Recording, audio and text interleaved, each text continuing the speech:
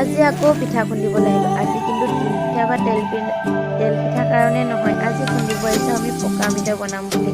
আৰু যিহেতু আমাৰ বেটা ঘৰত নাছিলে, মই পিঠা খুন্দিবলৈ গুচি আহিলোঁ। বেটাই উমনি আছিলে আৰু ঘৰত আহি মোক দেখা নাপাই কান্দি আছে।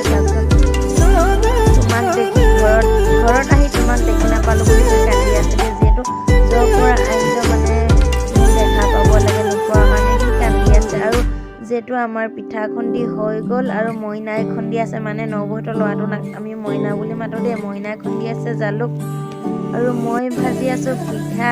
মানে মানুহজনে কৈ আছে পকা মিঠৈ খাবলৈ মন গৈছে বুলি, আৰু সেইকাৰণে ভাবিলোঁ আজি বনামেই। আৰু যিহেতু মই অকলে ভালকৈ বনাব নাজানো, নামঘৰত অষ্টমীত হ'লেও বেটাই আমনি কৰে দেখি মই ওচৰলৈ নাযাওঁ, বনাবলৈ নাযাওঁ।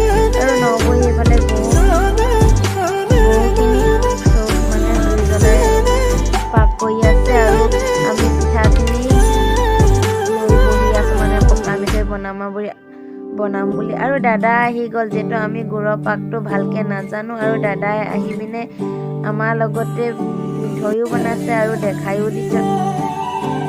আৰু আমি কেইটামান আগত বনালোৱে, দাদাই এনেকৈ দি দিছে আৰু নবৌৱে হাতাখনে ধুনীয়াকৈ মিহি কৰি দিছে। আৰু দাদাই এনেকৈ যিহেতু বহুত গৰম দিয়ে আৰু হাতখনে আগতীয়াকৈ আমাক মুঠিয়াবৰ কাৰণে অলপ মানে পিঠাখিনি মিহি কৰিছে। পটককৈ দাদা হাতত লাগি গ'ল আৰু এনেকুৱা নহয়, একদম লাগি গ'লে মানে। আৰু যিহেতু আমাৰ পকা মিঠৈ হৈ গ'ল, দাদাও বহি আছে আৰু আমিও বহি আছোঁ। নবৌৱে পকা মিঠৈখিনি মানে অলপ পিঠা চিঠাবিলাক ওপৰত দি দিছে আৰু আমাৰ বেটাই খাই আছে। যিহেতু আমাৰ বেটাই জালুক দিয়া খাব নোৱাৰে। লাষ্টত মানে একেবাৰে লাষ্টত অলপ জালুক কমটি হোৱাৰ পিছত অলপমান লাগি থকাখিনি অলপ পানী দি পিনে হেৰি কৰি দিয়া আছে, সেইকেইটাহে খাব পাৰিছে। আৰু মইনাও হাতখন দেখাইছে তাৰ পুৰিলে বোলে। আৰু নবৌক মই মিঠৈকেইটা দেখাই দিব কৈছোঁ আৰু আমাৰ বেটাইও দেখাই দিছে দেই। আৰু এনেকুৱা গৰম নহয়, একদম মোৰ হাতখন মানে